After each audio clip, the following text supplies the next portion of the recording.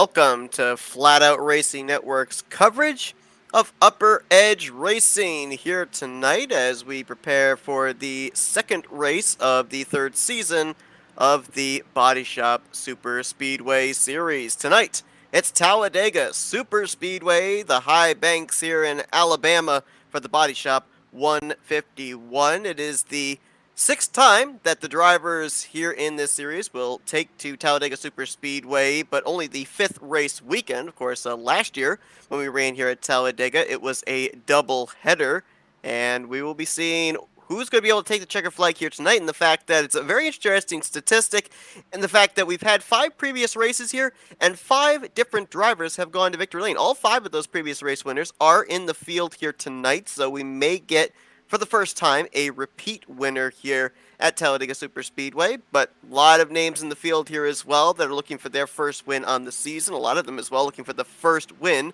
of their Baadteshop Superspeedway Series career.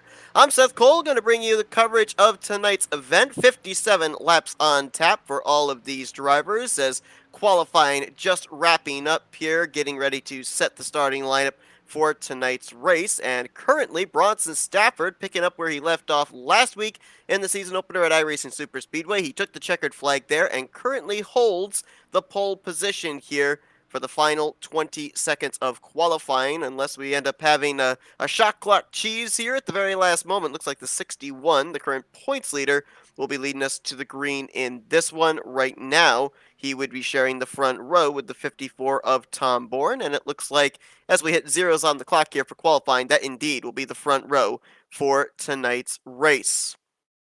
21 drivers scheduled to take the green flag here tonight as the Chevrolet Silverado pace truck gets onto the front straightaway and waits for the 21 drivers to grid up behind him.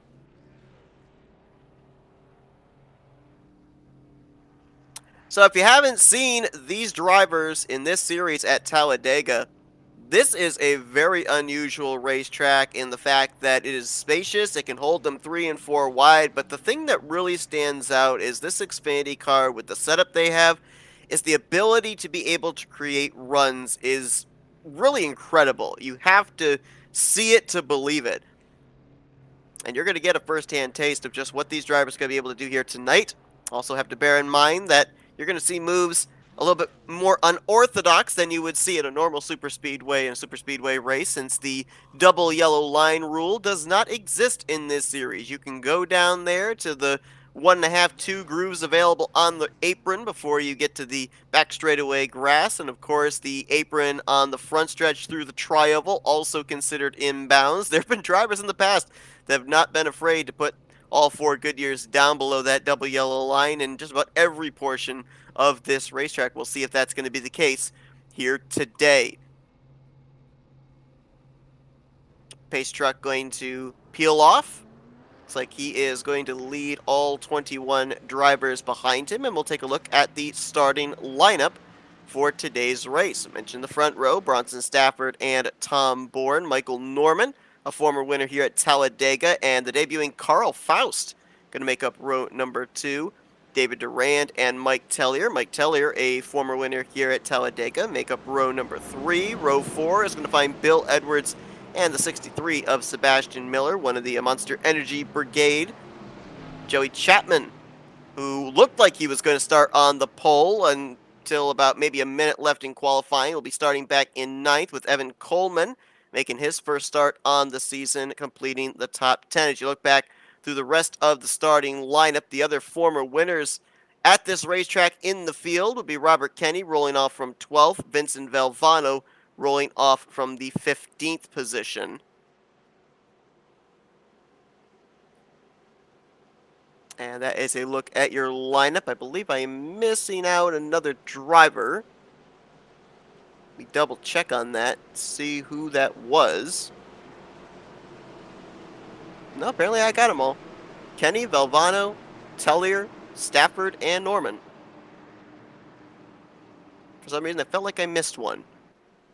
Different drivers with different schemes in the field here tonight as well. David Durand there, third car on the inside line with the Valvoline colors.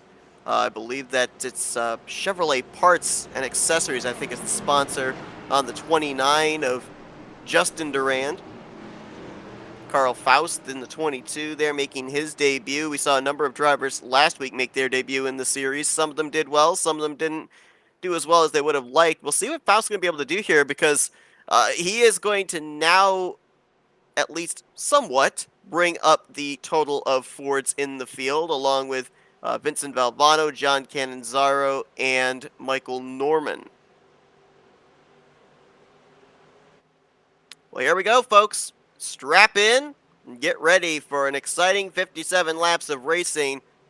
As Bronson Stafford looks for his second checkered flag of the season. There's 20 other drivers behind him, though, that want to do the same thing. Green flag flies, and we are underway here tonight in the Baadteshop 151.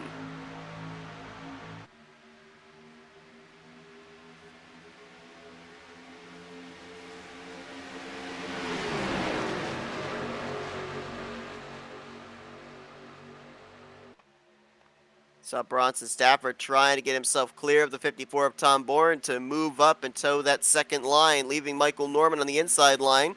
And already a third lane starting to form. That's Joey Chapman up on the top side in the 60 car.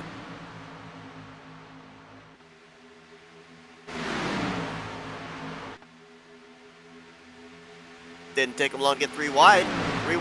Three rows deep from about the 4th position back to about 10th, 11th place. As Norman with a push from David Durand. Topside, it's Bronson Stafford with help from Tom Bourne, who leads the first lap of this race. Half a car length, it will be Bronson Stafford.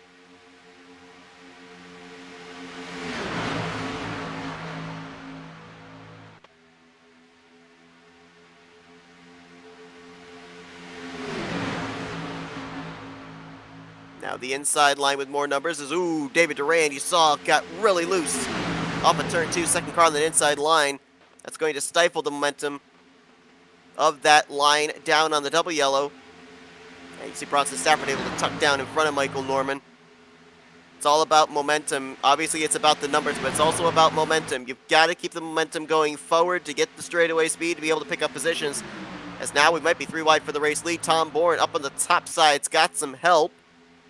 That's the 51 of Evan Coleman and the 10 of Robert Kenny, who was the runner-up finisher last week in the season opener at iRacing Superspeedway. Tom Bourne now swaps down to the middle line in front of Joey Chapman. Bronson Stafford has Michael Norman as his wingman on the inside line. So far has been able to keep that Dollar General Toyota out in front in the first 2.5 laps of this race. Got a car up in the wall. That was Faust in the 22, I do believe. Keeps it going. Didn't appear to lose a lot of momentum. Michael Norman down to the apron there on the back straightaway, getting out of dodge, getting himself to a safe area, and just like that, top 3 has completely changed hands, with Bourne going to the lead, Chapman moving to second, and the 50 of Bill Edwards now moves up into the 3rd spot.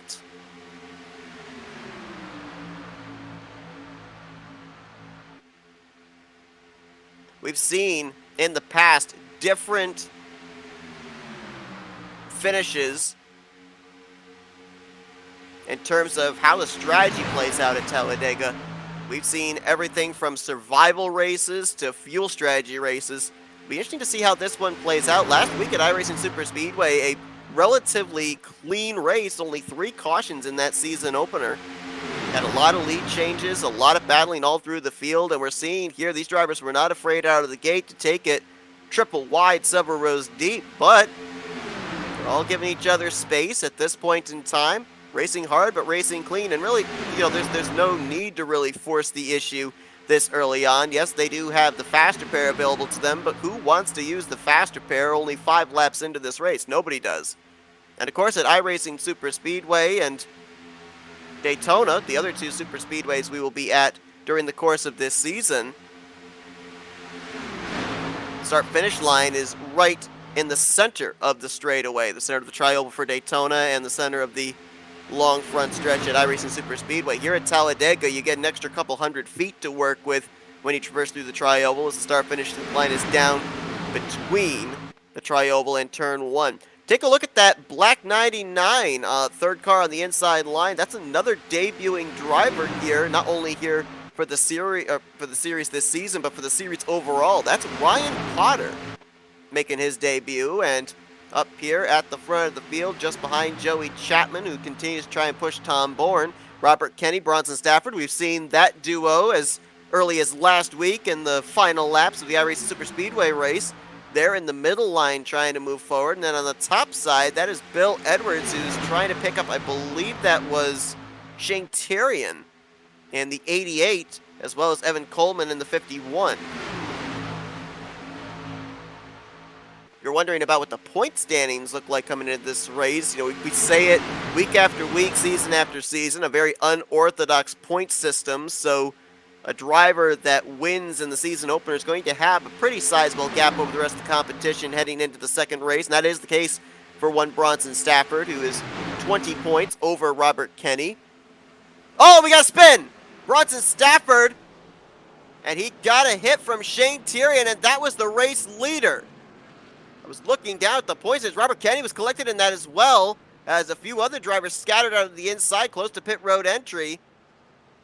I was looking down at the points, I look back up, and all of a sudden the 61 is looped around out of turn 4, so the caution flies on lap number 6. They hadn't quite gotten around to complete the 6th lap yet. And I believe it looks like Tom Bourne was the leader at the time of caution as he makes his way back around Bill Edwards, and we'll catch up to the pace car. So we'll give you the rest of the point standings in just a moment. Let's go back and see what happened. You guys saw it there front and center on your screen. I only caught the tail end of it.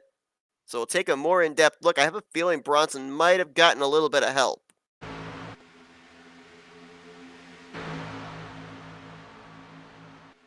Oh, yeah.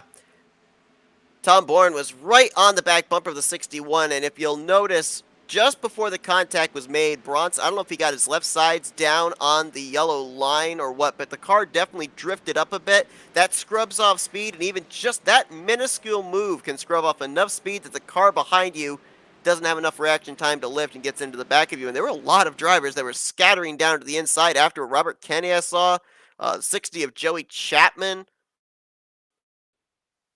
I think it was kind of a follow-up wreck in reaction to what was happening ahead of them.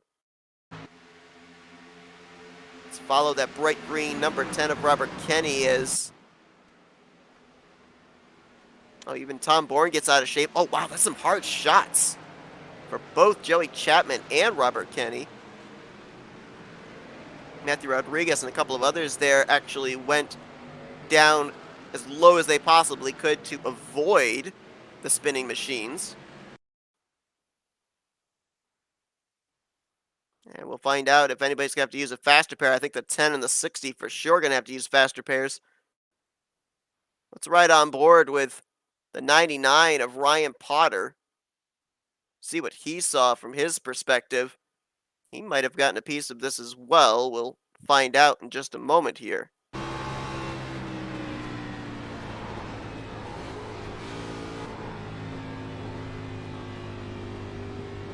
Now, it's hard to tell there if he was swerving back and forth after he tried to avoid Shane Tyrion, or if he indeed did actually get a slight piece with the 88. We're going to go on board with Shane Tyrion next. Taking a look from the inside. Watch the hand motion as he tries to make his way through this wreck, and just there's going to be nowhere for him to go.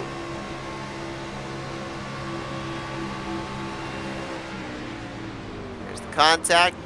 Tries to figure out where the 61 is going to migrate. And unfortunately for him, 61 really never went high or low when it drifted. It just stayed right there on that yellow line, and a lot of front end damage on Shane Tyrion. So for a number of drivers, big question marks on whether or not to take on the faster pair here and now. So we've also got some other drivers playing out some strategy. Just about everybody hitting pit lane with the exception of Evan Coleman and Mike Tellier. So they are going to be first and second when we go back green. David Durand was the first off of pit lane with a fuel-only stop. He'll be third. Michael Norman, Justin Durand also went with fuel-only, so they'll complete the top 5.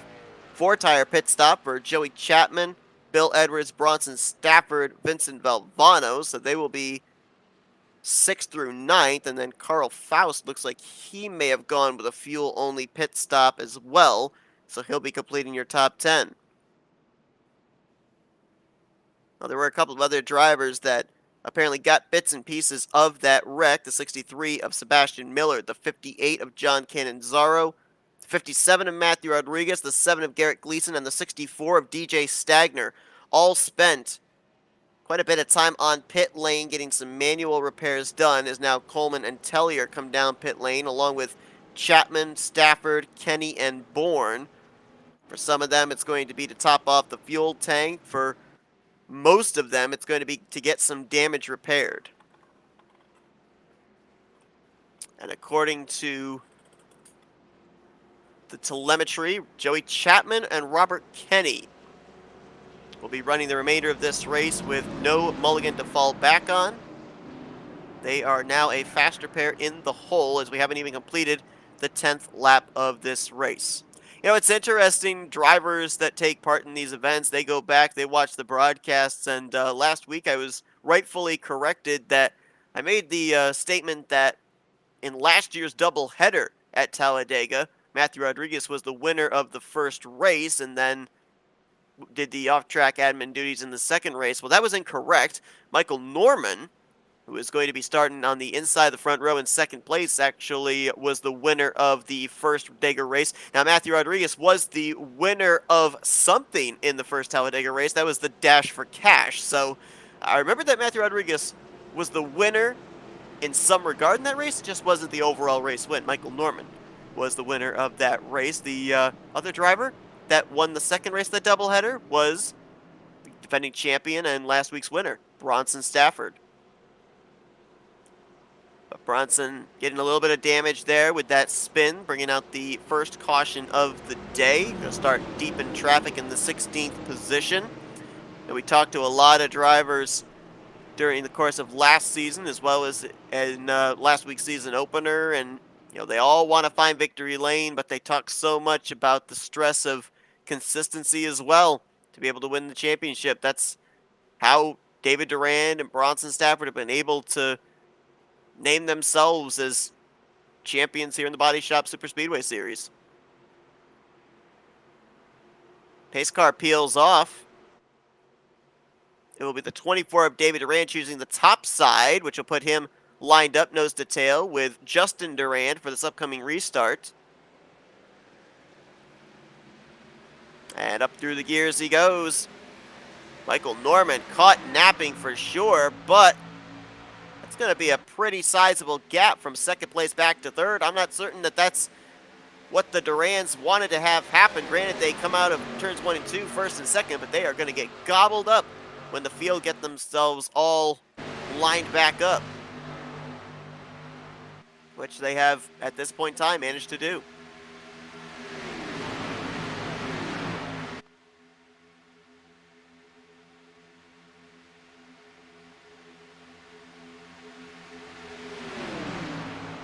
Vincent Valvano in the 38, moving by Bill Edwards. Got a few blue ovals up here, along with Michael Norman and Carl Faust. But Norman trying to get the side draft. He's going to pick up some help on the top side with Bill Edwards. Oh, Justin Durand gets a little loose there through the center of the tri-oval. Might have been trying to move up and stifle the momentum of that outside line. Could also be trying to get some clean air to the nose. I was listening in to drivers in practice, and you can go maybe a lap and a half, 2 laps right on somebody's back bumper before you start to see the water temps begin to spike. So it's a little bit of decision making that these drivers have to do as to how long you decide to push that car ahead of you. And right now it is Bill Edwards doing the pushing, as he might be pushing Michael Norman to the race lead.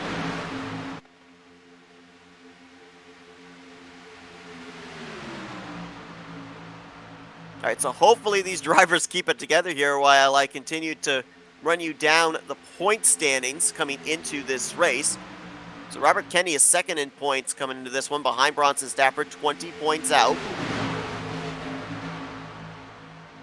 Dylan Body, who is not in the field here tonight, came in third in points, 27 points out. Garrett Gleason currently sits fourth in the standings, 45 points back. And Michael Norman right now is the completion of the top 5 in points. He currently sits 50 points out of the points lead. Sean Billman, who is also not in the field here tonight, he was 6th in points. 7th, Jason Shuey.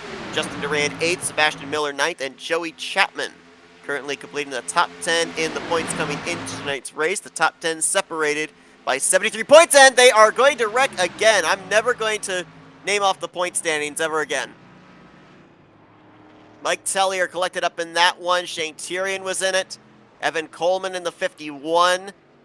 And much like the last wreck we had off of turn 4, I think there were some other drivers that got bits and pieces. I thought the 7 of Garrett Gleason was facing the wrong direction for a time. It's hard to tell some of these guys up here. Robert Kenny in the 10. Oh, yeah, he's got some more additional damage. And remember, he was involved in the last caution and had used his faster pair. He's got pretty good damage all over that race car. Matthew Rodriguez. Saw him with some front-end damage on his Toyota. It's like a little bit of a buckle on the right rear quarter panel also. So caution's out for the second time tonight. Let's go back to turn 4, which up at this point is appearing to be Calamity Corner. I believe this one started in the vicinity of the 97 of Mike Tellier, a former winner here at Talladega. Tellier is that car in the middle, the Matt Muir Designs Toyota Camry, and moving around an awful lot there. Well, I wonder if he made some contact with the back of Bronson Stafford. Couldn't really tell there at the moment of contact from that angle, but Shane Tyrion 2 for 2 in being involved in wrecks, and you saw all those other drivers, Robert Kenny, Matthew Rodriguez, all getting bits and pieces. I thought Evan Coleman was involved, but it appears that he actually slowed down in time to avoid being involved in the wreck. It's a good job by him. I'm going to assume, we're going to get a better look here. Let's see if the 97 bumps into the back of the 61 here, coming off of 3. Ooh, wow. Even from that angle, it's hard to tell.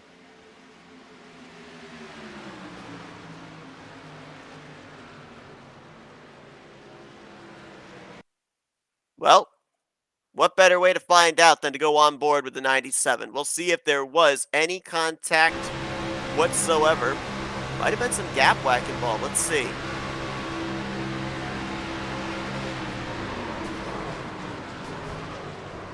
Actually, it didn't look like he got into Stafford. I'm wondering if he checked up and the car behind him might have tagged him from behind. Because at least from that angle, it didn't look like there was contact.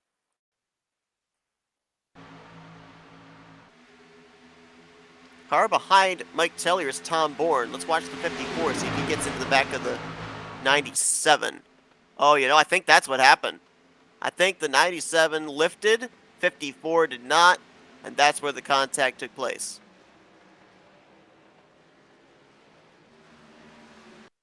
Well, it's a good thing we got a lot of cameras on these race cars, because we're going to go on board with Mike Tellier again, but this time we're going to look back from the 97 at the 54, see if the contact was indeed from behind here. There it is. So mystery solved. Mike Tellier goes around. There's a shot of Shane Tyrion making his first start in the season. Second caution of the evening here at Talladega, and that is going to turn the race lead over for the time being to Vincent Valvano. Now, Valvano, in the past 2 seasons, we've been used to seeing in the 38 car. Now, on your screen, he is in the 64. On the ticker, he shows up as the 38, so that's just a visual thing. So, theoretically, we have 2 64s in the field here tonight. The Ford of Vincent Valvano and the Toyota of DJ Stagner. And we have an early exit from this race. 2 for 2 in being involved in the wrecks here this evening for the second in the point standings, Robert Kenny. Well, correction on that. No, he is not out of the race. He is on pit lane getting repairs done. So, withdraw that announcement. So he'll try and get that thing repaired and get out there, which in all honesty, I think is a good decision. Probably going to lose a lap or 2 here with the amount of damage that he sustained. Looks like he's coming off pit road here, -1. So he's got a chance of another caution coming out and getting him back on the lead lap with the free pass. Plus the fact as well, we're only 15 laps into this race. There's still a long ways to go. There's still a lot of opportunity for some torn up race cars, and Robert Kennedy might still be able to get a top 10, who knows, even a top 5 out of this race, even though he doesn't have a faster pair to fall back on at this point in time. As we know at Superspeedways, if the thing's still running, you never give up. You run it until that engine is gone. So they double up here with the choose cone that last time by at the start-finish line, and it will be Vincent Valvano choosing the inside line for this upcoming restart. Ryan Potter will line up to his outside. Those were the two drivers that elected not to come to pit lane under this caution period. David Durand will line up in third, Michael Norman fourth. Fifth place will be Justin Duran with Carl Faust in sixth, Evan Coleman seventh, Bill Edwards eighth, Sebastian Miller ninth, and Matthew Rodriguez in the 10th position. We're now up to 3 drivers that have used their faster pairs at this point in time.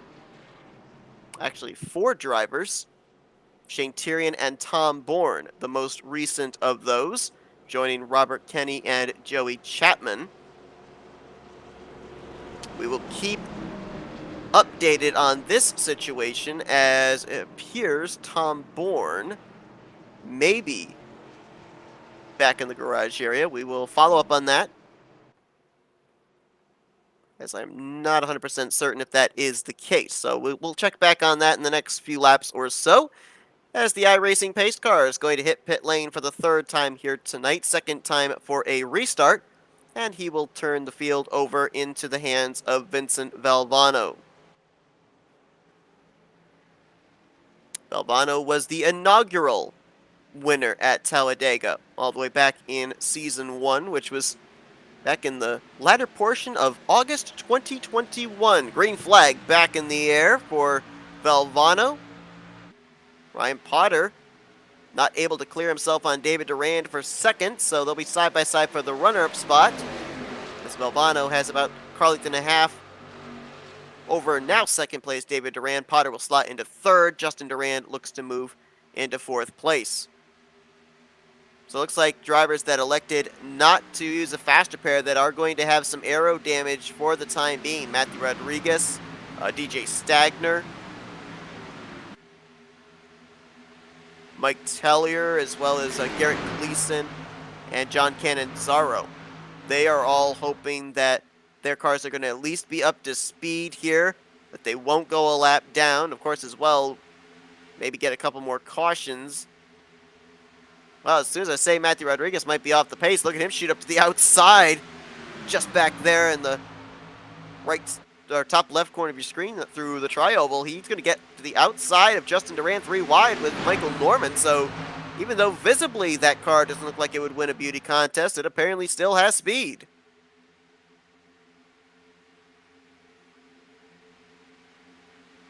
Bill Edwards in the 50 car out in front. Bill Edwards' best finish of his Baadteshop Superspeedway Series career was a 2nd place finish in last year's season opener at Daytona, finishing behind Ryan Hesgard in that one. So still looking for his first career victory in the series, and right behind him, David Durand, the former champion, the inaugural champion of the series. 2 races in, and David Durand currently finds himself 12th in the point standings. Now, granted, he's only made 1 of the 2 starts so far this season, but that 1 start was not a good performance for him, as well. There's a lot of moving around here at the front, middle, back. Hey, we got a car on the wall. Michael Norman, and he got a hit from behind from Matthew Rodriguez. Everybody fanning out, trying to avoid. No caution, as they all kept it pointing in the right direction, but look at how that just split the field up. And Michael is off the pace. He's in a lot of positions. There's the 21. And he's up in the wall again. Something's wrong. Something is terribly wrong on Michael Norman's car. I'm not sure if that might be a hardware failure. Has all the looks of a left front down. In fact, he'd never even turned, and he's coming to pit lane. No caution, as everybody was able to keep the fenders on it. Nobody wrecked.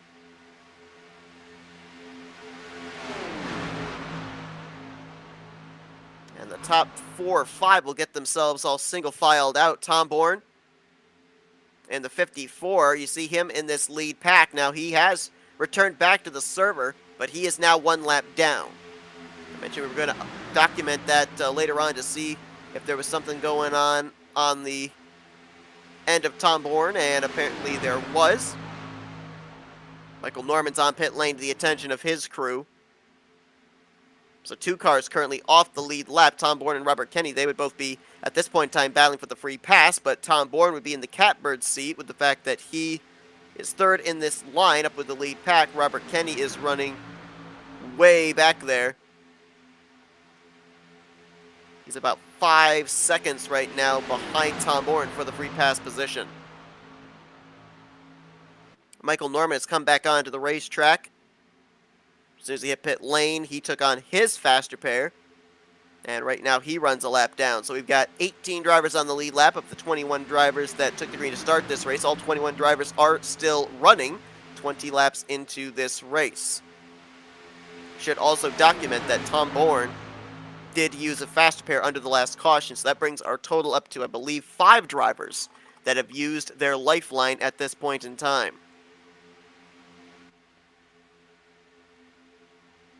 Nice job by Bronson Stafford. Spun from the race lead back on lap 6. There you see him jumping to the outside for what would be the 3rd position on Shane Tyrion in the 88. He's got Joey Chapman with him. Really, in all honesty, Bronson Stafford, they did a little bit of repair on that car after that spin off of 4, but he was really one of the drivers that got away from the incident relatively unscathed. A bit of a harmless spin. A little bit of contact from Shane Tyrion, but nothing detrimental, and he still has that faster pair to fall back on as a result. And that car apparently no signs of hanging at the back as he charges in that 3rd lane, trying to get to the front. We got some smoke off of turn 4. And I believe that might have been from the 21 of Michael Norman, who I think may have just come back down pit lane and headed to the garage area. So if that is the case, Michael Norman will be finishing 21st here tonight after a top 5 run last week at iRacing Superspeedway. So certainly not going to be the points night he was looking for. Former winner here at Talladega last season.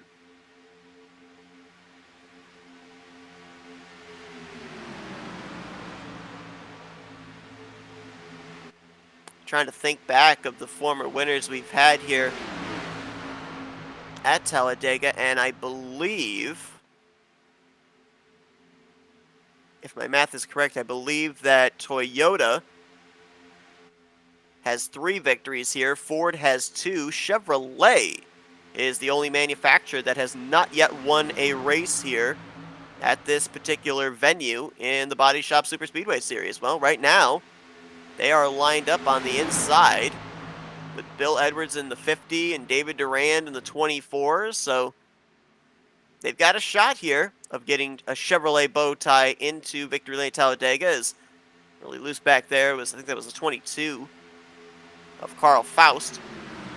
Oh, and we got a blinker there, the 24 of David Durand. A couple of times we've seen him disappear in and out in this race, and while visibly it's enough to make a driver's heart stop, the bad thing as well is while that car is gone, that is draft that the car behind or the car in front is not getting for that point in time, and that can really be a momentum killer.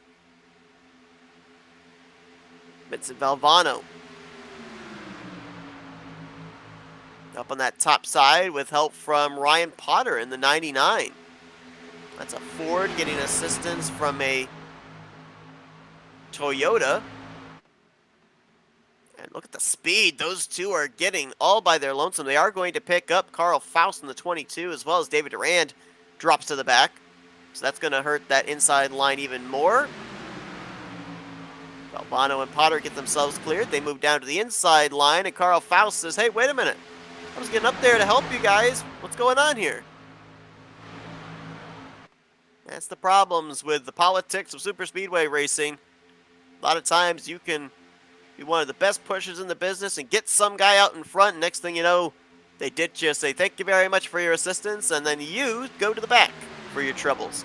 Ryan Potter, though, he pushed Valvano to the lead. Now he's about to get pushed to the lead. That's Joey Chapman in the 60 right behind him.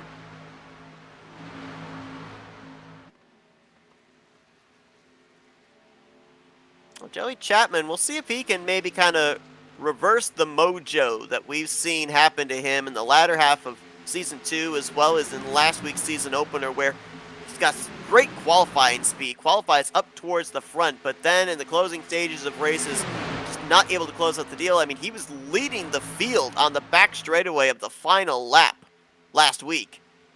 Got hooked off the nose of, I think it was Michael Norman, up into the outside wall, and oh, he's going to get hooked there from David Durand. Shane Tyrion is up and over. Caution is out. That is a big wreck in the tri-oval. Now we've got cars littered all through the front straightaway. Some drivers trying to get on the brakes, waiting for wounded race cars to refire or get the teleport back to pit lane. And Shane Tyrion, that is day over for the 88. He had already used a faster pair. Looks like Michael Norman's back into the server. So he is not out of the race.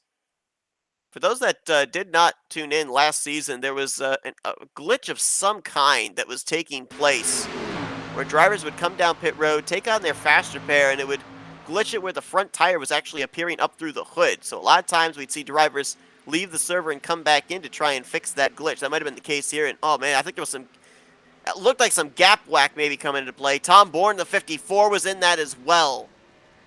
Oh, and then just look there. Garrett Gleason slides into Joey Chapman. Ty Smith in the 16 gets a hit.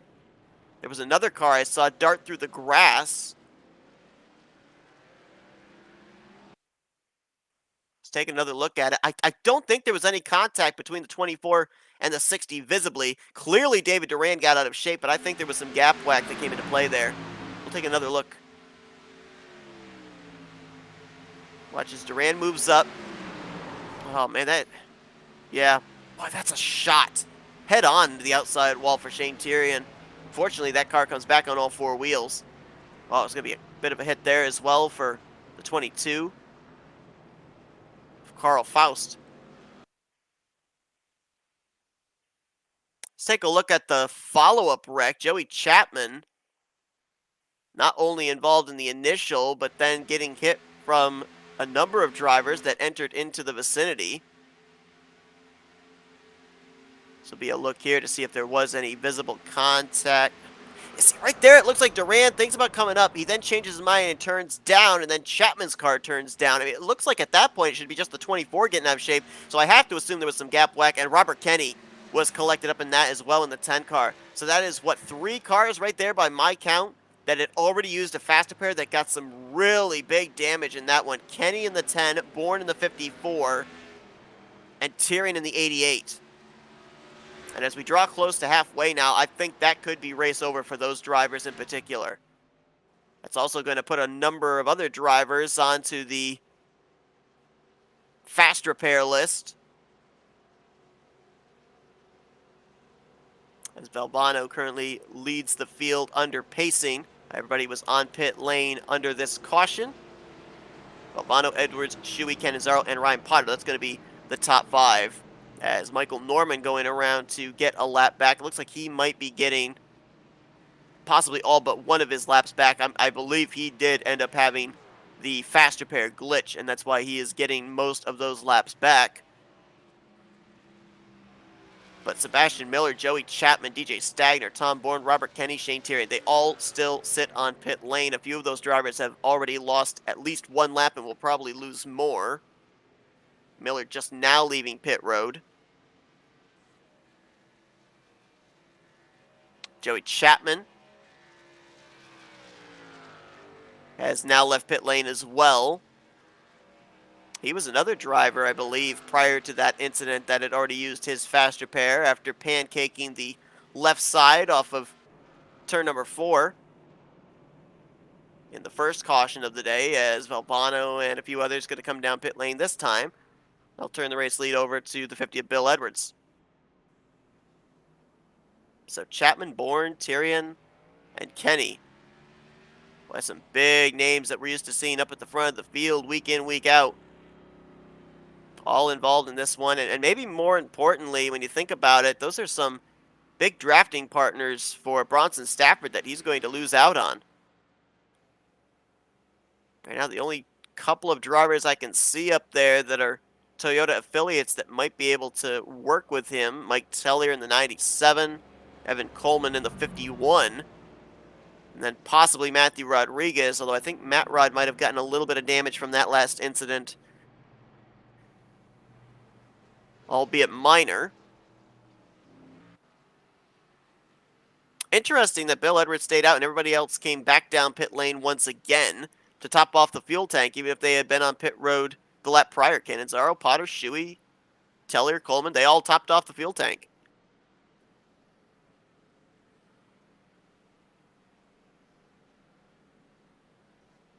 So we should hopefully get the 1 green signal next time around. And midway down the back straightaway here, we are now halfway through this race. If you just joined us, we're working our third caution of the night here at Talladega.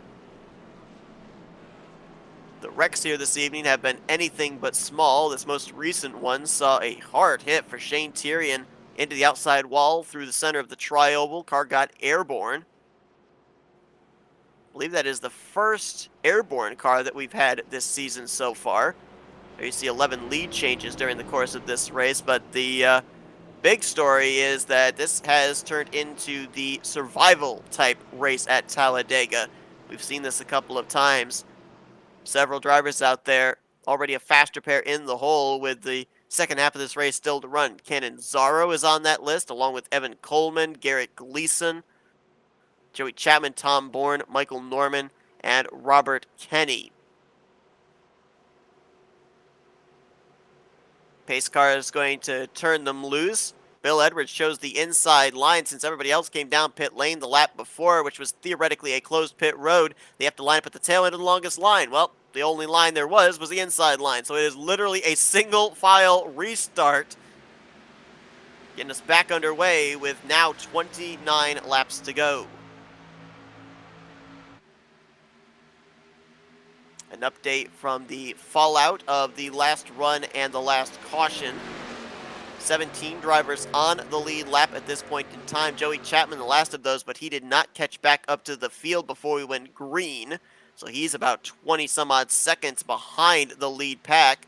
Tom Bourne is currently in the free pass position, 1 lap down, 2 laps down Michael Norman, 3 laps down Robert Kenny, and Shane Tyrion with that hard lick. He is out of the race, so he will officially finish 21st here tonight. There's no doubt that car was done for the evening when we saw him take that hard shot into the outside save for barrier. Ryan Potter trying to make something happen there on the top side. Nobody willing to go with him. And how about a couple of these guys now up inside of the top 5 that started deep in the field? Of course, there's a very important 5 bonus points given out to the driver that improves the finishing position from the starting position. Caution's out. It's Sebastian Miller and DJ Stagner. Some teammates have gotten together. That was over in 1 and 2.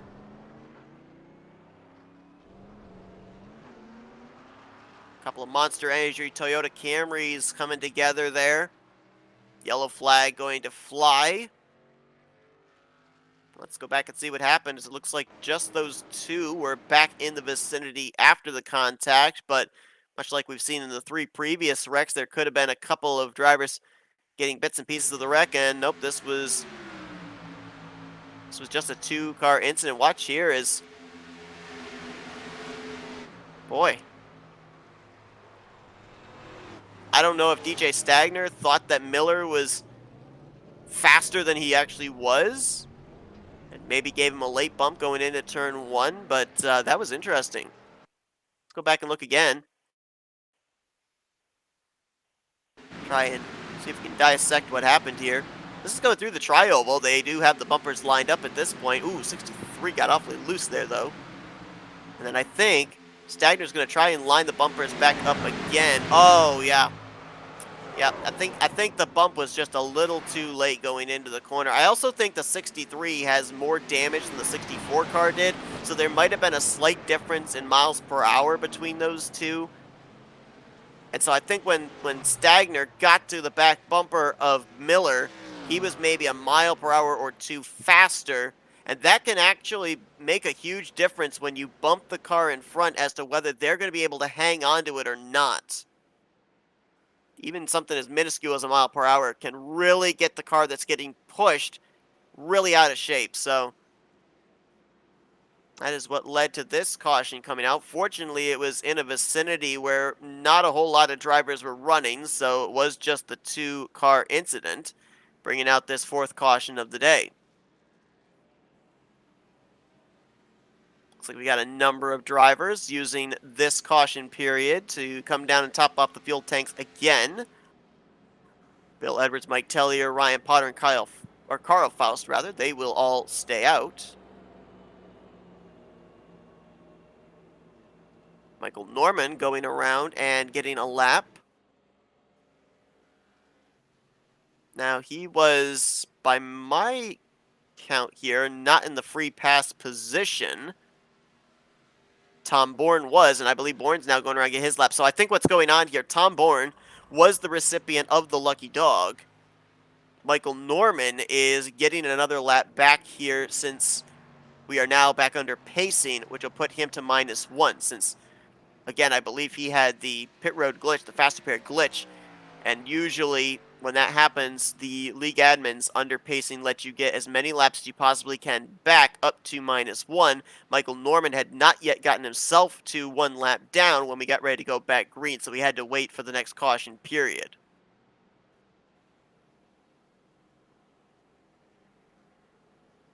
Garrett Gleason in the 7 has all of a sudden disappeared from my telemetries, so we'll follow up on that, as it may have been an early evening for him. Former winner in the series, but that was back at Daytona, where we are going next week. Next week we will be heading to the current version of Daytona for the RGE Customs 150. It'll be next Sunday night. Green flag flying at 6:30 p.m. Eastern Standard Time. Hope you guys join us for that. And then we head back to Daytona, but the 2008 version, the bumpy Daytona, as I like to call it, for the NSRA 140. So back-to-back races at Daytona. Then we'll be back here again at Talladega to close out the month of March. All right, so let's dissect what's taking place here in the first 30 laps of this race. We're currently sitting with, I'd say, maybe a half dozen drivers at most that have fairly clean race cars. Everybody else is either sporting the battle scars of the 4 previous cautions or are pristine looking because they had to take on a faster pair in one of those 4 caution periods. And I'm trying to just go down the list here of the drivers that I have not called yet that have been involved in incidents. I believe that those drivers would be Bill Edwards, Ryan Potter, Evan Coleman, Jason Shuey, possibly David Durand and Justin Durand. I think those might be the only drivers that I have not called here tonight involved in any of these wrecks as we get ourselves doubled up here. Bill Edwards choosing the bottom. Mike Tellier chose to take the bottom with him, as did the 99 of Ryan Potter, which means that Carl Faust, who was scheduled to roll off fourth, says, all right, I'll jump to the top with the choose cone rule, and I will start on the outside of the front row alongside of the 50 car. So Tellier will be now third. Matthew Rodriguez jumps to the top side, so he'll be fourth. Fifth will be Ryan Potter, Jason Shuey in sixth. Seventh, Evan Coleman. Eighth, David Duran. Ninth, Bronson Stafford. And 10th, Vincent Valvano. Let's go all the way down through the field. Why not? 11th will be Ty Smith. Justin Duran in 12th. John Cannizzaro 13th. Tom Bourne, who got the free pass under this caution, in 14th. 15th, Sebastian Miller. 16th, DJ Stagner. Joey Chapman in 17th. He's the last car on the lead lap. Only one car, one lap down. That'd be Michael Norman in 18th. And we do have 3 drivers out of the race at this point in time. Garrett Gleason will finish 19th. Robert Kenny 20th. And Shane Tyrion in 21st. Update on the drivers that took faster pairs on. I do not believe, with the exception of Sebastian Miller, that any drivers did under this caution period. This has been a typical thing here as well, usually, the ability to name off the drivers that still have the faster pair available than the drivers who don't. Right now, drivers that still have that lifeline to fall back on include your top 5 from Edwards back to Potter, as well as Jason Shuey, David Durand, Bronson Stafford, Justin Durand, and DJ Stagner. Everybody else that's running has used their faster pair at this point in time as Bill Edwards up through the gears, little bit of wheel spin there, but he is going to pull away from both the first car on the outside and the second car on the inside. This is not good for Bill Edwards. You want to get a good jump, but not too good a jump. And the two wounded-looking machines of Mike Tellier and Matthew Rodriguez now get themselves hooked up nose to tail, along with Ryan Potter. Watch these Camrys and the speed they're going to produce down this back straightaway. Watch this with Mike Tellier's point of view. Look at the speed difference. And he's going to actually push the 50 of Bill Edwards. I think he might not have been able to jump to the outside there because Potter was already to driver's right with help from Evan Coleman. So whether Tellier wanted to make the move for the lead or not, he was kind of boxed in, had no choice but to shove the 50.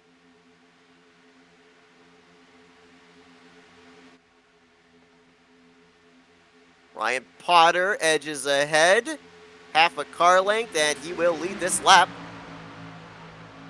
With help from Evan Coleman in the 51. Inside line again on entry gets the run. This is typical of Daytona and Talladega. The inside line is preferred on entry, but then from the center of the corner off, it's usually that outside line that carries the most speed if you can get the numbers up there, especially down the straightaways. And it will be the top side prevailing down the backstretch. Potter clear for the lead, but he'll stay up there with Evan Coleman. They've now picked up the 24 of David Durand.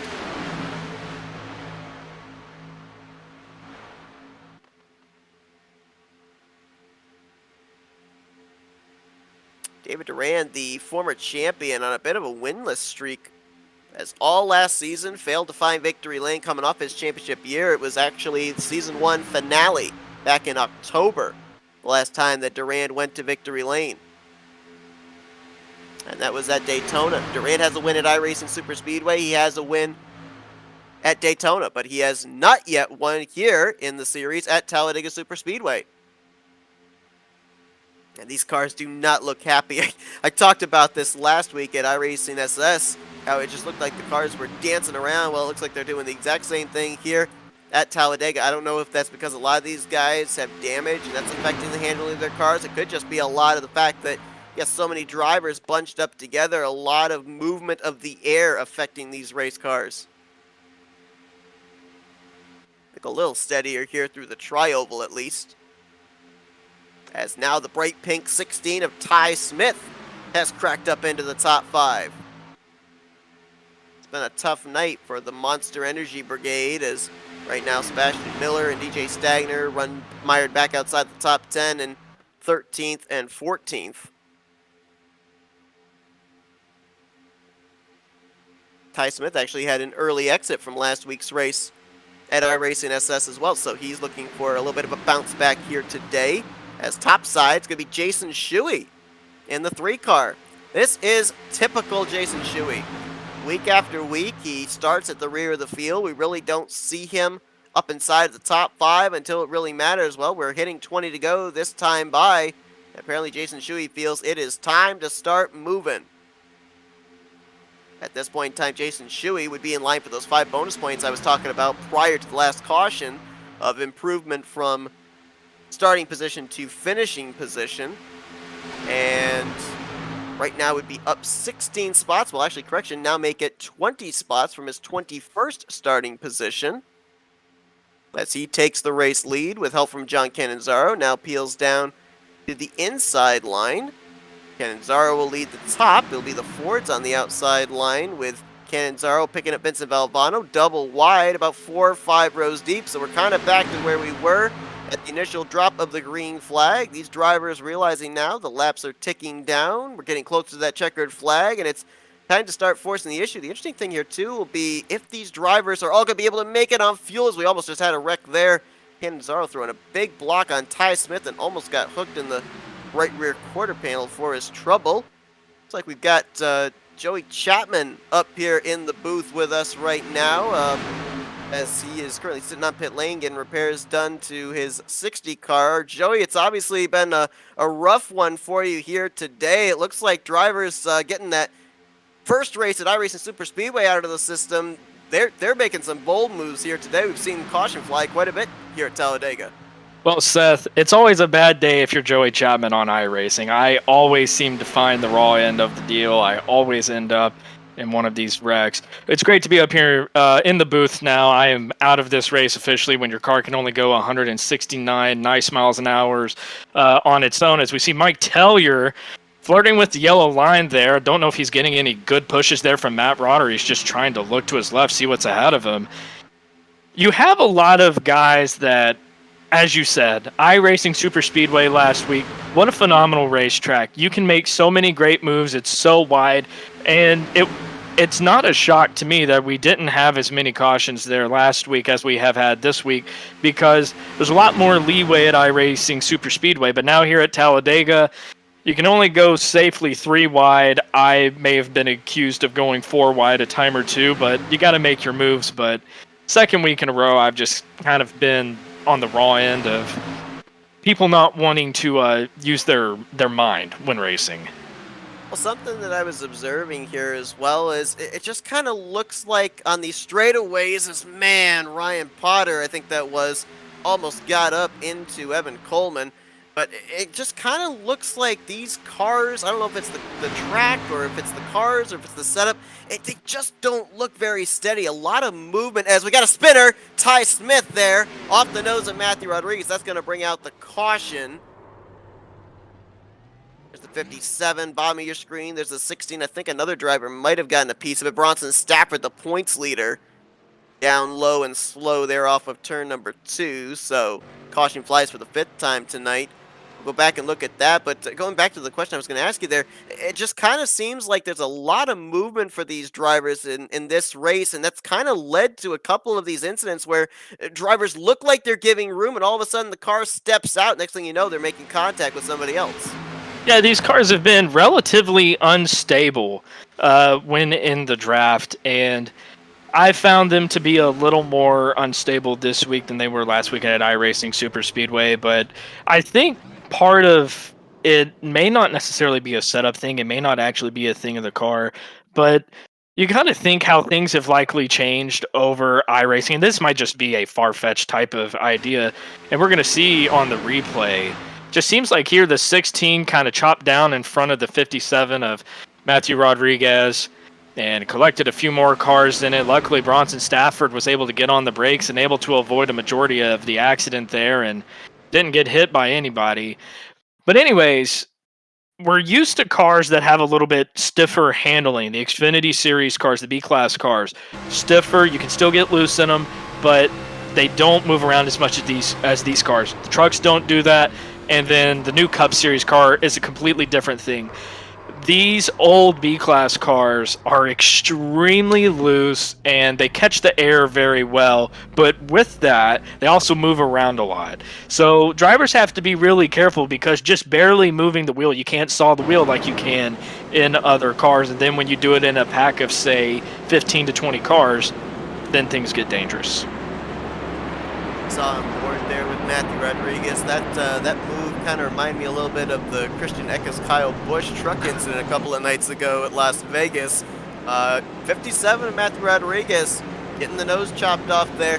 At this point in time, something like that happens, you're not going to lift. But we're seeing this race turn into a bit of a race of attrition. 5th caution of the evening. A lot of drivers already a faster pair in the hole. Other drivers out there sporting damage from one incident or another, trying to pick the right time to use that faster pair. I mean, how difficult is that as a driver? It's already a game of chess out there when you're racing double wide and 3 wide at over 190 miles per hour, but then you have to figure out just how badly damaged is my car. Do I want to use that faster pair this early on to avoid potentially going a lap down, or do I want to maybe risk it, save it for about 10 laps to go, and see if I can utilize it then with a brand new race car? Well, I think a lot of that comes down to how many hits you feel yourself take while you're in the car. I knew under the first crash that I believe happened on about lap 5, I want to say, correct me if I'm wrong, but when that one happened, with the first hit I took, I was going to be fine, and I knew I was probably going to have under a minute, if not right at about a minute, of repairs for my car. Then I got hit a couple more times, and I knew, all right, I'm gonna be stuck on pit road. I don't have a black flag that says I need to pit for repairs, but the amount of engine power that I'm going to be down, I just need to go ahead and take this fast repair and not race against these guys for a while. And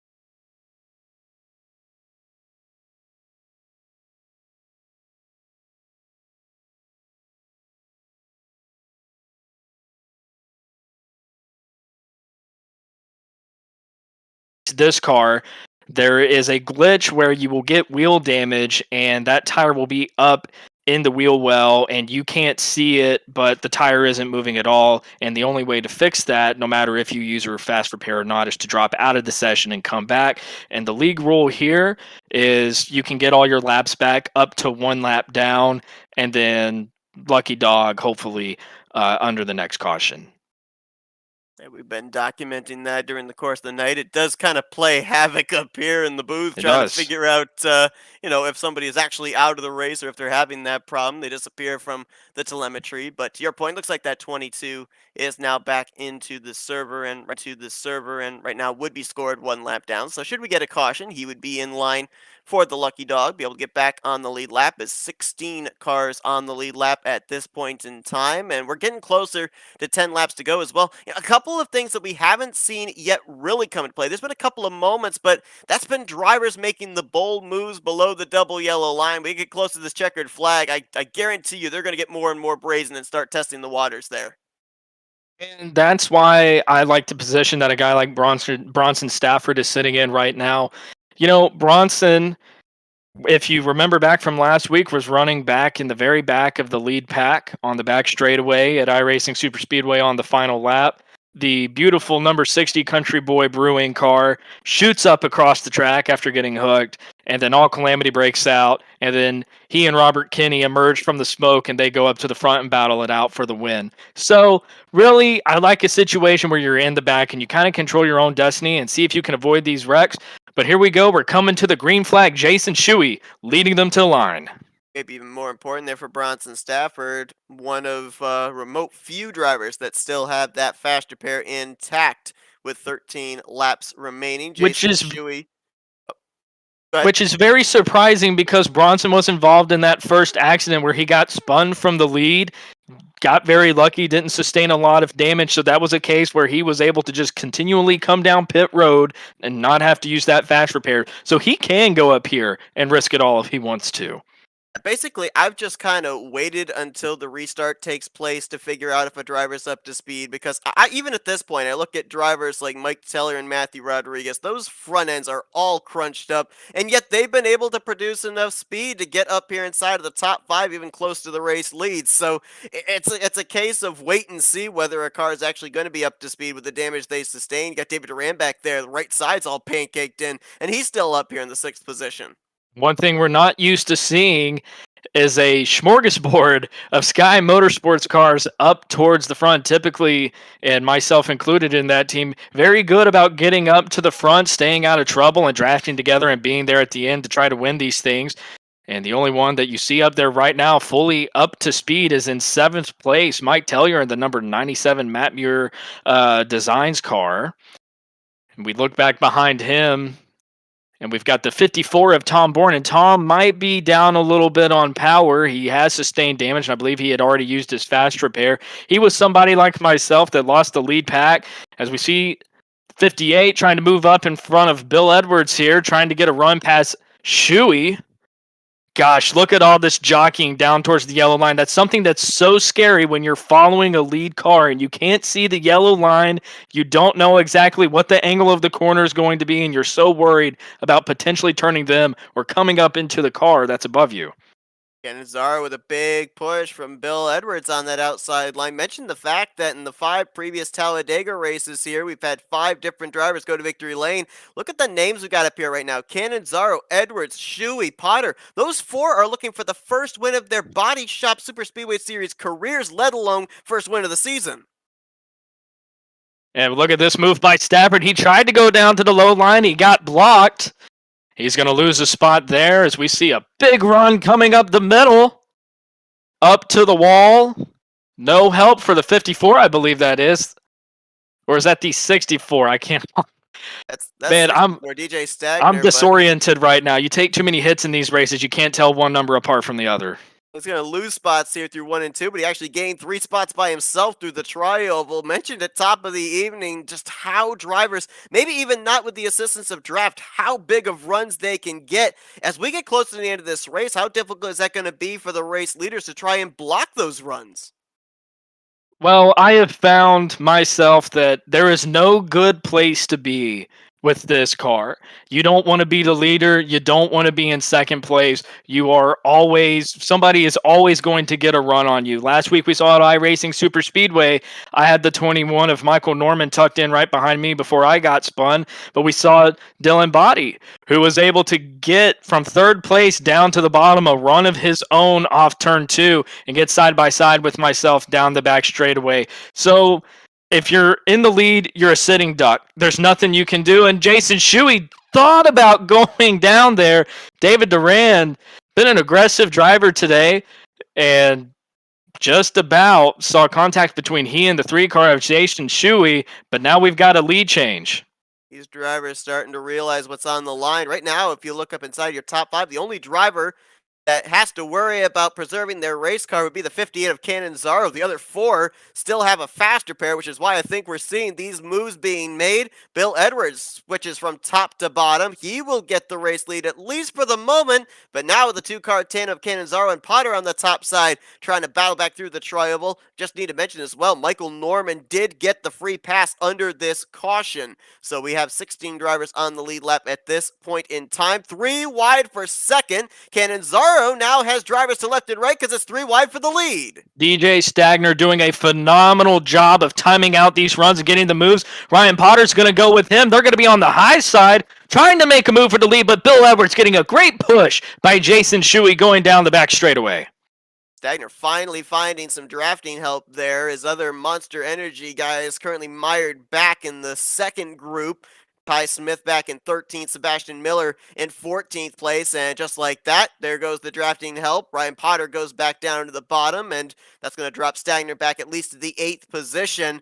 A couple of guys that are kind of just hanging back there for a moment, and we saw them kind of pull this same type of strategy last week at iRacing Superspeedway. The 61 of Stafford, the 51 of Evan Coleman back in 15th and 16th, about maybe 2 seconds back. I think they might be planning another late race charge, much like they did a week ago. They are absolutely planning that out, and the distance that Stafford has between himself and the car in front of him, with having another car behind him, is absolutely perfect. Don't expect to see Stafford start to make any moves until about 3 or 4 to go. He was able at iRacing Superspeedway last week to go from the very back to the front in about a lap, so I wouldn't be surprised to see that. Matthew Rodriguez coming on the high side with help from his teammate Mike Tellier. They're going to be looking to go to lead. Let's see if they can hook up on the high side and get past this low line. They're going to stick the 29 of Justin Durand in the middle, drop him back a couple of spots. He'll now pick up Michael Norman on the top side. There's that tandem you were talking about. They get Rodriguez up to second, might get him alongside of Canizaro for the race lead here through 1 and 2. Side by side, looking for the lead here is Matthew Rodriguez, trying to get his first win of the season. He's no stranger to victory lane when it comes to super speedways, and with plenty of help from Mike Tellier, he's able to get out to the front. Not able to clear the 58 until they go into turn 3. Does he have it here? He does, but he's not going to try to slip down low. He likes his help from his teammate, which honestly, I can't blame him. There's not a great place to be. You don't if you're on the bottom, the high line's going to get runs. If you're on the high line, the bottom's going to get run as well. You have to go where your help is. And you'll notice that both the 57 and the 97 look beautiful again. Both used their faster pairs under the last caution, so now they've got what they've got from here to the checkered flag. 5 laps to go on the board. Almost again got Mike Tellier clear of the 58, but it just seems like they get almost clear and they enter the corner. That's when the inside line gets the run once more. Well, I was going to say that those cars look beautiful because they get painted up by Matt Muir, one of the best painters on this service. And look at the move by Mike Tellier. He's going to leave Matthew Rodriguez out to dry, and he wants the lead for himself. Mike Tellier back in October 17th of last year took a checkered flag here at Talladega. One of 5 former winners that took the green flag here tonight at this Superspeedway, trying to become the first repeat winner. Cannizzaro going to jump up to the top side to pick up a run from Matthew Rodriguez. Rodriguez with that run says, nope, I'm going to take it 3 wide right up against the wall. That's a dangerous move. One thing we're not seeing anybody do just yet is the last one. Oh, we got a wreck. Big wreck. Oh, Durand up and into the catch fence. Another car is upside down as well. They're still wrecking over into turn 2. And most of the field was caught up in that, and there's going to be a lot of cars that aren't going to be able to make it back around. We saw David Duran shoot into the catch fence on that one. An aggressive 4-wide move by Bill Edwards going to the inside of Cannizzaro there as we went past the start-finish line. Just ran out of room. Might have been a little bit of net code, but it looked like he drove into the side of him. And we saw Matthew Rodriguez get up on his side. DJ Stagner, who has been fast all day, gets involved in that. And playing the smart game all day as usual, he finds his way up towards the front at the end of these things. Bronson Stafford was able to avoid all of that by hanging at the back. But a lot of guys are not going to be competing for the win in this one. That's a big hit in more than one way for a couple of drivers, in particular Matthew Rodriguez and John Cannizzaro, who had already used their faster pairs. There you saw the wild hit into the catch fence for David Durand. I believe Rodriguez was the other car that went up and over, and I focused for a moment there on Jason Shuey because after the caution had flown, I think he went up, brushed the wall, and almost looped it around into turn 2. I think he was able to keep the momentum going in the right direction, so he still will keep the 5th spot, which is where he was running at the time of caution, but he almost just threw away a top 5 there moments ago. And what we're going to see on the replay here, Bill Edwards had a really great run going into turn 1, and he gets right beside Cannizzaro, and it does look like that there is a slight bit of net code. However, I think without the net code, it looked like he was going to drift up into him. So just an aggressive move. But I mean, when it comes down this late in the race, do you want to be in second place and wait for somebody else to make the move and they're going by you and then suddenly you're 5th or 6th? Or do you want to put yourself in position to win? So I can't fault Bill Edwards for making the move there. But Mike Tellier, with the move of the race in my book, getting himself to the front, everybody else gets taken out in front of him. And look what we see. First and second place, Sky Motorsports. Absolutely. It's going to be interesting to see there. Tom Bourne was kind of just riding around the 6th, 7th position. We know that he's still got some damage and he has already used his faster pair. So, we'll see if he's up to speed enough to be able to help Mike Tellier on this upcoming restart. And I think, pretty sure we're going to be going into overtime here. I don't think we're going to have enough time to this will be an overtime finish done in regulation. So we do have as many overtime green-white checkers as we need to reach the conclusion. They have to at least make it back to the white flag. And going back to the situation there with Bill Edwards, I mean, we're coming down to the end of the race, and he was one of the few drivers that still had a faster pair available too. So it was kind of a, risk versus reward. If you end up making that move work, you're going to be up in second, maybe battling for the lead. If it doesn't work out, well, you lose the track position, but you're able to come down pit road at least and get a brand new race car.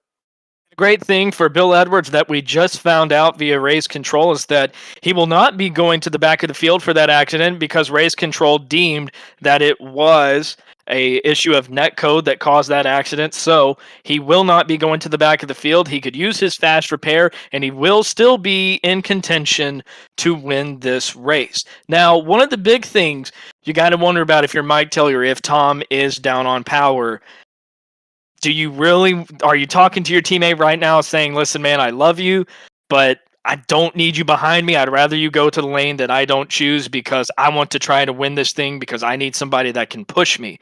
Another big thing Mike Taylor's going to have to worry about, something we didn't necessarily see in the closing laps until now. Nobody was really going below the yellow line. So that opens up an entirely different lane. So once somebody gets behind Mike, he's not just going to be looking to his right. We always say protect the yellow line at these super speedway races. Well, in the Baadteshop's Super Speedway series, you can protect the yellow line all you want. You can use as much track as you want without wrecking the field. Not certain if David Durand has officially retired out of this race or not. He did have a faster pair still available, so it might be back to the whole glitch thing we've been talking about of taking on the faster pair and having to leave the server. But definitely day over for Matthew Rodriguez. He still sits on pit lane. I don't think he'll be getting back out on the racetrack. John Cannizzaro, amazingly enough, he was like right there in the middle of those two cars when they went up and over. He got back out into the racetrack. He's coming down for more additional repairs, but he's still on the lead lap. And big break for the 22 of Carl Faust with this yellow flag coming out because he gets the free pass and gets a shot of improving his finishing position here, potentially on the only green-white checkered of the evening. But I don't know. I say only, and I'll put that in italicized and in quotation marks because if they've been racing this crazy in regulation, I have a feeling we haven't seen anything yet when we get into overtime.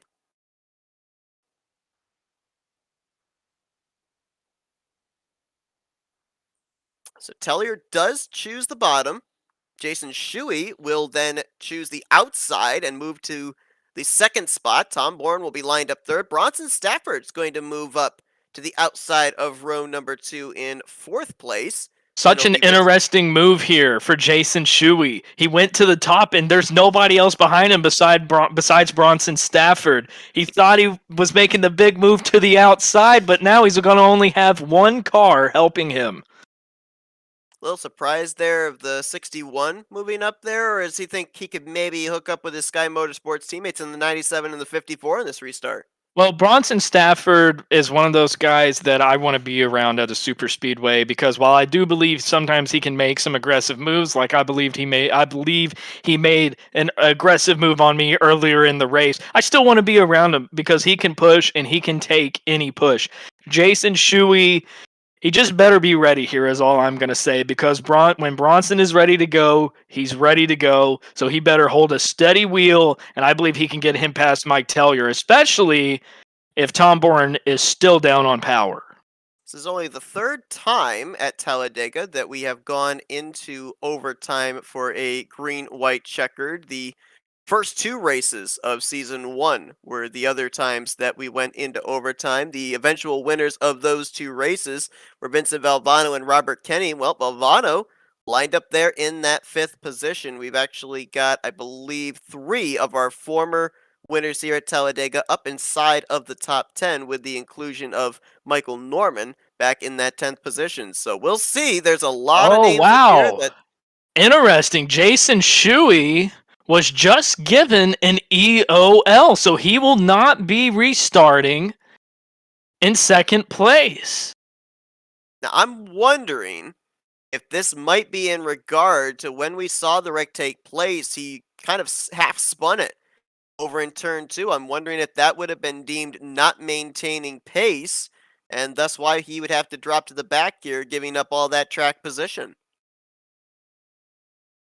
And it turns out it is a choose cone violation for Jason Shuey. I had to go back and listen to race control to see what exactly was going on there. But my goodness, a costly mistake for Jason Shuey. He now has to go to the tail end of the longest line, which is on the very bottom. But now, listen, I'm not in the chat. But my gosh, I can hear Bronson laughing because he is all by himself on the high side. So it's going to be a matter of getting a good restart. But I don't think he's necessarily in a bad situation because these guys aren't going to stay single file on a green, white, checkered finish. Everybody's going to be every man for themselves. So I really wouldn't be surprised to see a lot of these guys fan out to the top, depending on what kind of run they have. Bronson just better hope that they do it quick, or he's going to get swallowed up. Well, here's the thing, too, for Bronson Stafford. The good news is you've got two teammates to drivers left. So if you're Mike Tellier, more than likely you're going to come over the comms, the team comms, and you're going to count down to when you're going to accelerate. That's going to give Bronson Stafford an idea of when he needs to accelerate, and he could stay with his teammates when they get into turn one.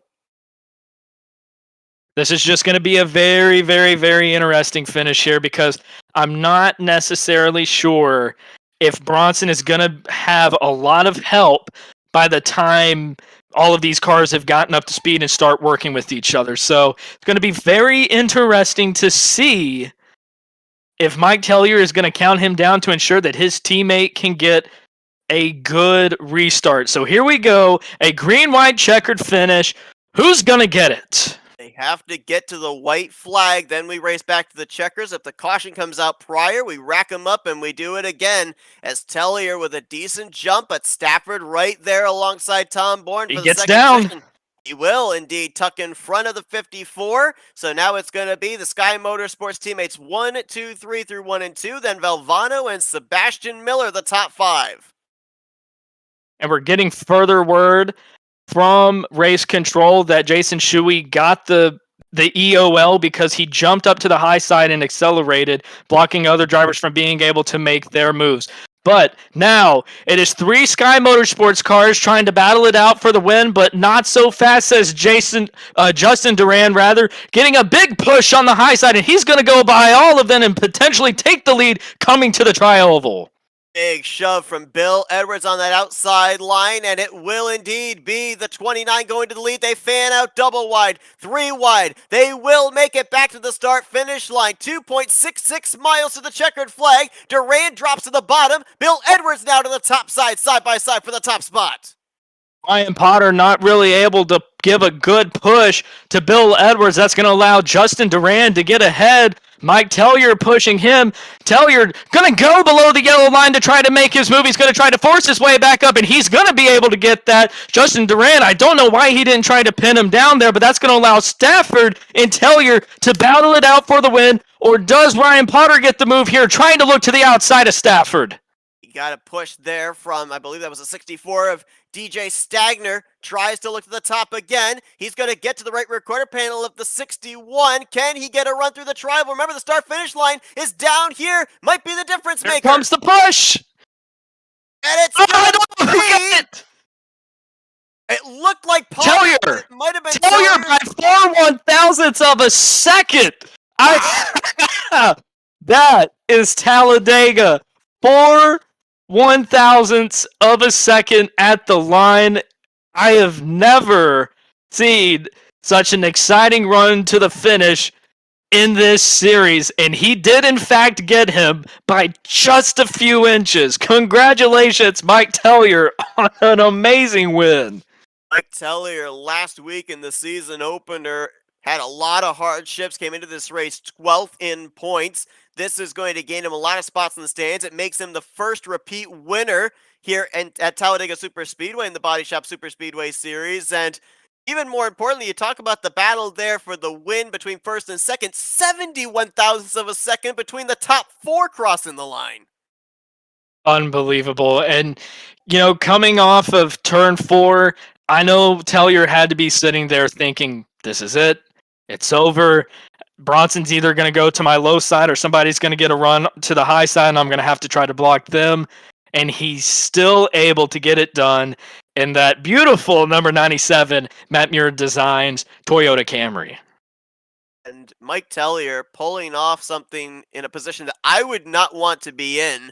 leading off that final corner because you got 4 lanes above the double yellow line to have to block. You have 1 lane below the double yellow line, the tri-oval, and then even if you come off the tri-oval, there's probably another 2 or 3 lanes available if you can turn the car down low enough coming to the start-finish line. And how he was able to keep all that momentum in his rearview mirror, I don't know. Well, theoretically, he didn't. He kept it alongside of the door and just got his nose to the start-finish line first, but second time that he's been able to take a checkered flag here at Talladega. Big time win here tonight for Mike Tellier. And what's even better about that, I got to give a lot of props to these drivers coming to the line. Obviously, we see some guys spinning after the checkered flag, but the fact that everybody was able to keep it clean through the tri-oval, we were able to have a beautiful, amazing finish, and nobody wrecked coming across the line. I got to give a lot of props to these drivers. No doubt about it. That run to the checkers definitely replay worthy. Let's watch this again. As you see Potter jump to the outside, he gets the push from DJ Stagner.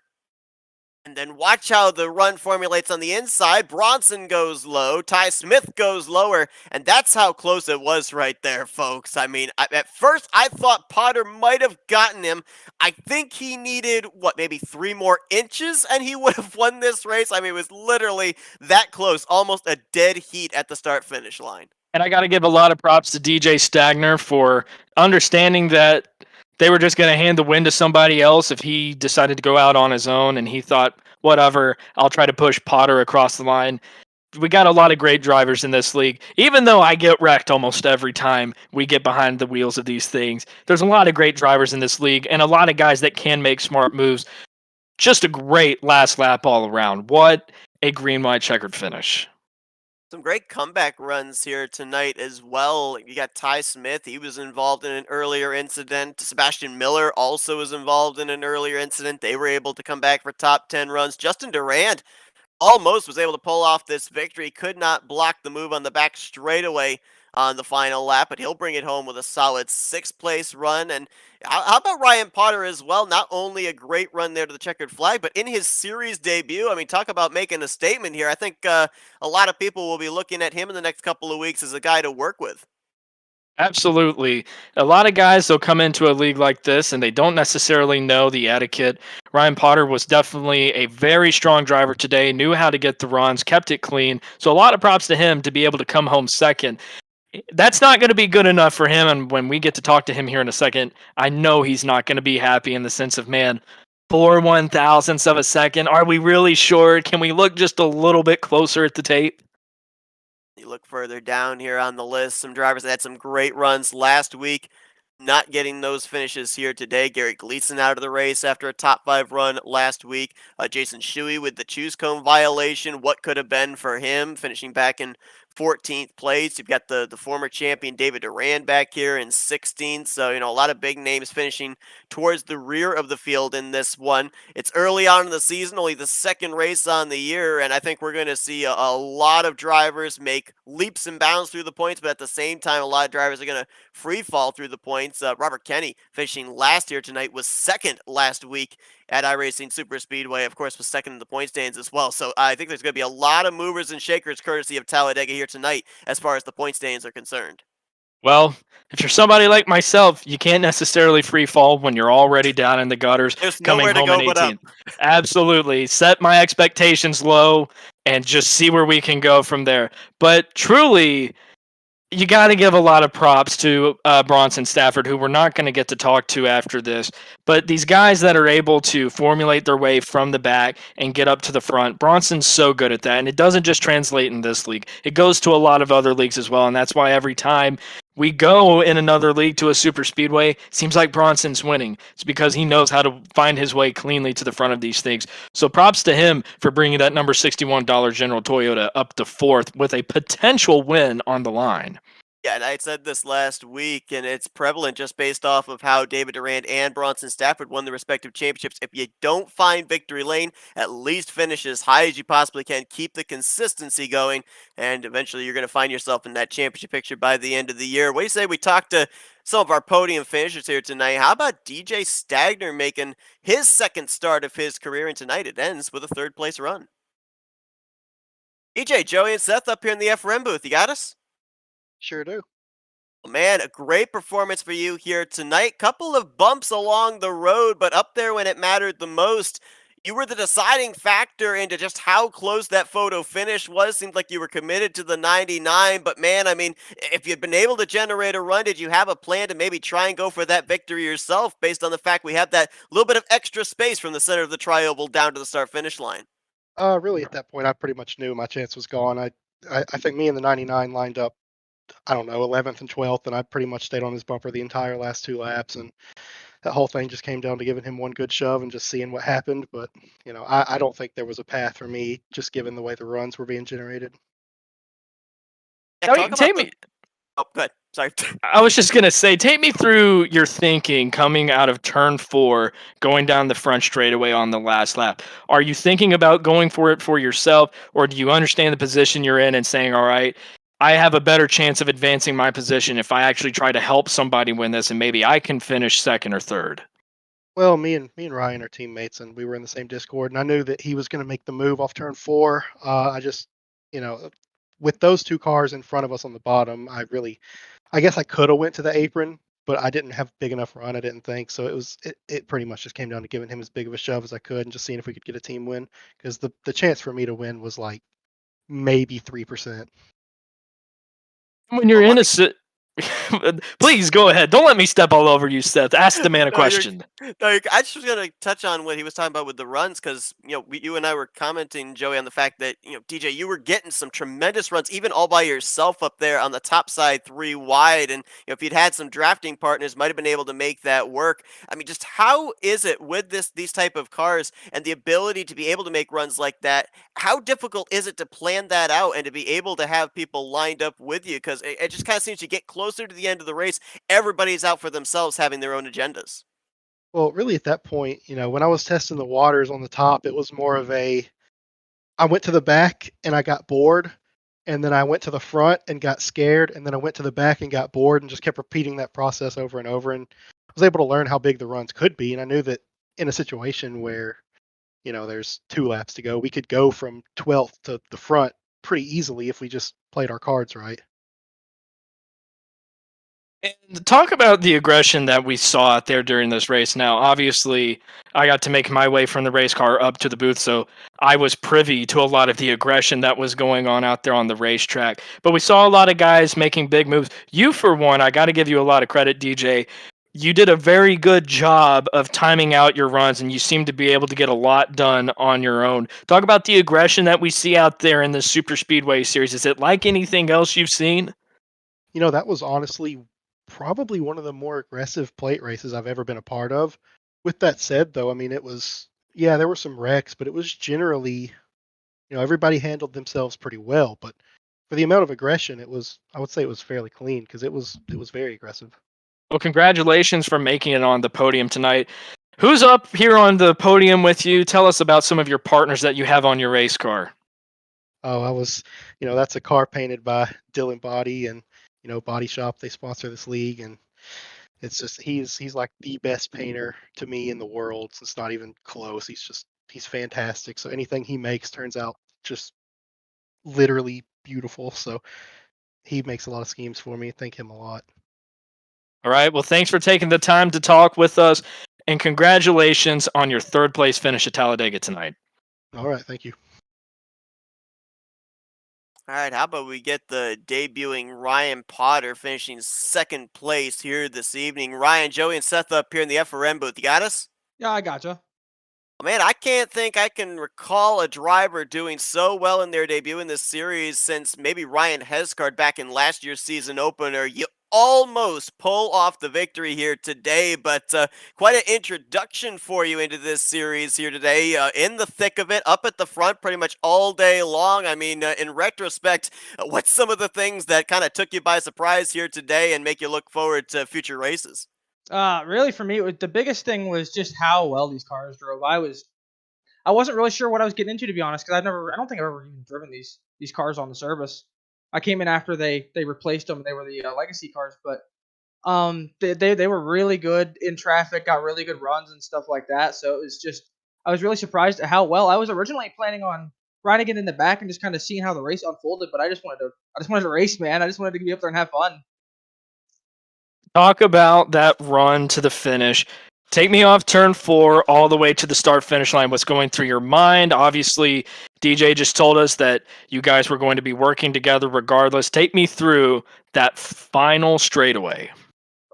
Honestly, I don't even. It all happened so fast from the backstretch on. I wanted to get once we got down, I really wanted to get a kind of back up and run a little bit and see if I could get a good run out of 4. But it just everything materialized so quick that I really didn't have a chance to make anything happen. So it was kind of just we just kind of went by the seat of our pants. We just kind of went for it. And DJ gave me a phenomenal push through the front stretch. I tried to side draft as much as I could, but I just a few feet short.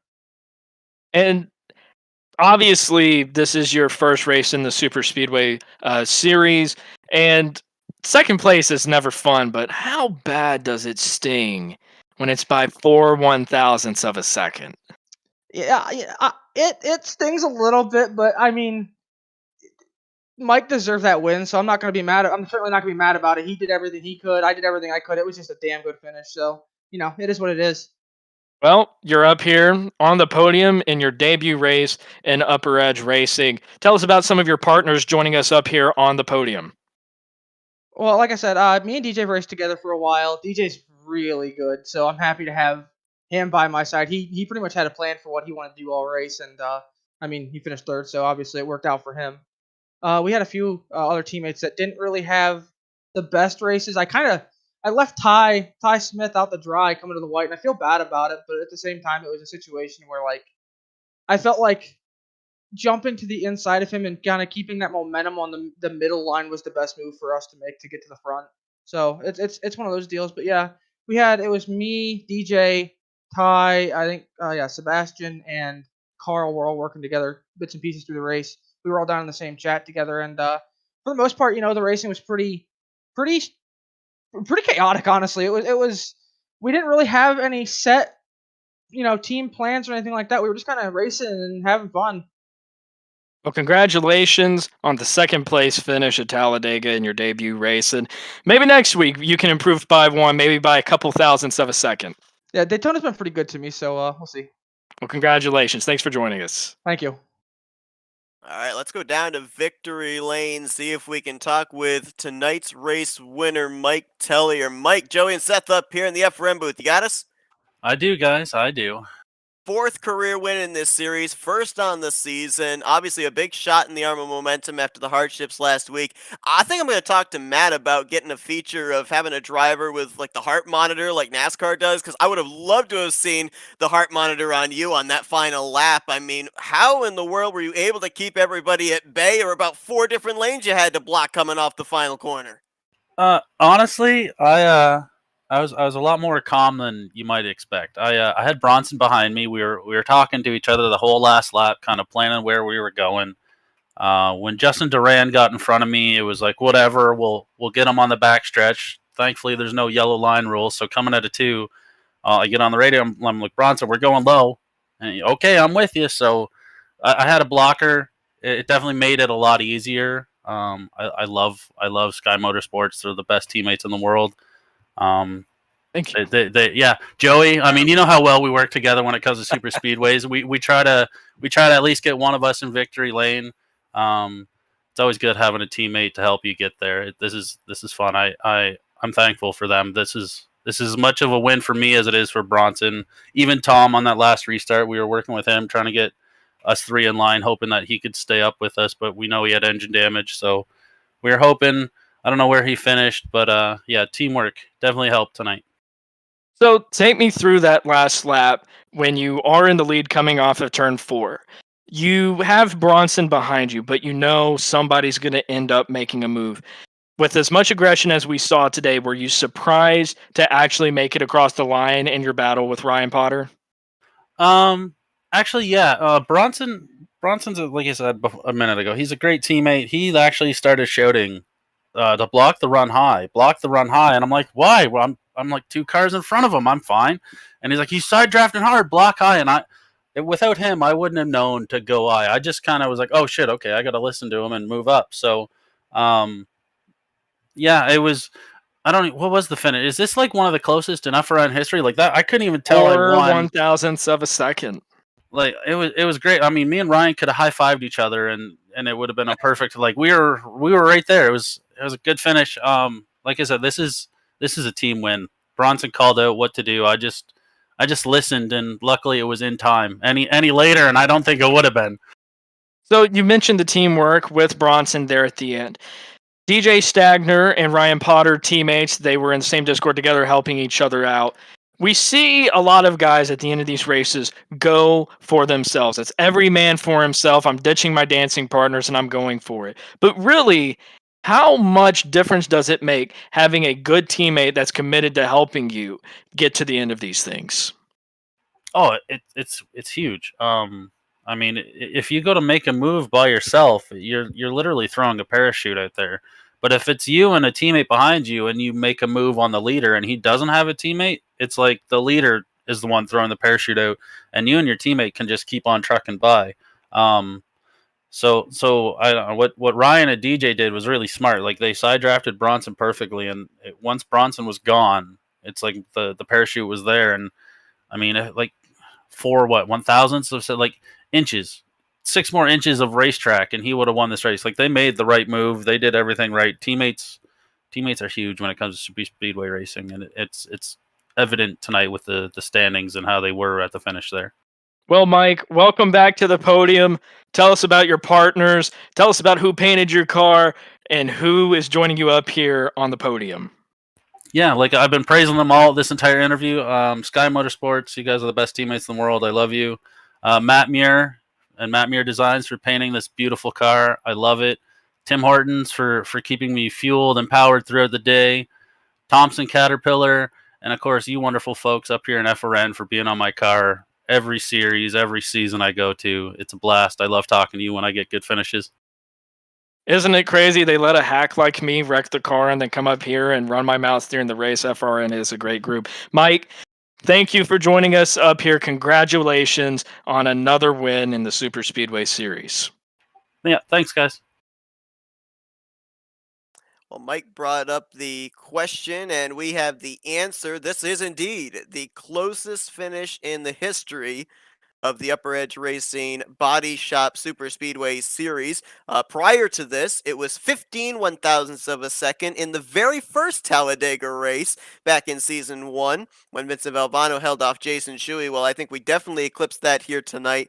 5 1,000ths of a second, officially the closest finish so far in the history of this Superspeedway series, and not ironic that it's Talladega besting Talladega in the historic category.